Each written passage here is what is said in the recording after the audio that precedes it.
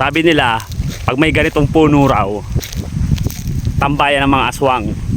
Pero ako, nilapitan ko siya. Hindi para sa aswang, kundi para sa mga bunga na yan. Ayan. Tawag dito sa amin ay kayo. Lumapit ako dito para kumuha niyan at para gawing unan.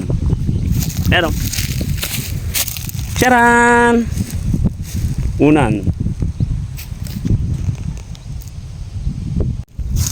Dami, no? Pupulutin mo lang pala. Pero may kamurahan yung unan sa SM. 500 lang meron ka na. Pero iba kasi yung sariling gawa. Problema lang nito, pagka nababasa, yun, namumuumo siya. Kaya dapat ito, hindi ito mababasa ng mga bata or maiihian. Yan. Show.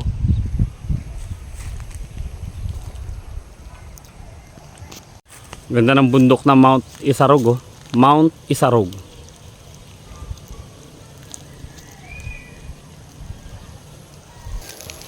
At syempre, nakikita nyo yon? Yun ang tinutuluyan ko, mga kawanhart. Maluwang tong tubuhan, no? Oh, daming manok, oh. Daming pantinola.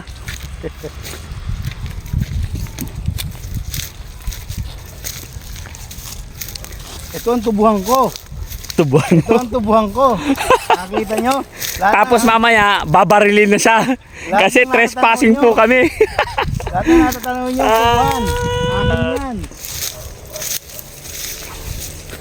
Trespassing kami. Kaya mamaya, paka-irganin tayo rito.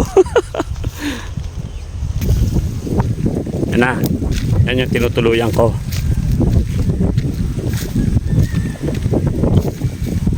So bukas, last day namin, mga kawanhart. Tapos Sunday, uwi na kami ng Olongapo. May pupuntahan kami sa mga taga Bicol. Alam nila yung lugar na si Roma. So abangan nyo bukas ang aking vlog, mga kawanhart ko.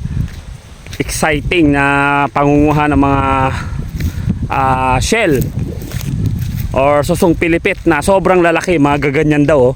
Mga 100 dangkal yung pagkalaki. Ayan, oh. Oh, bye bye kayo. Bye bye.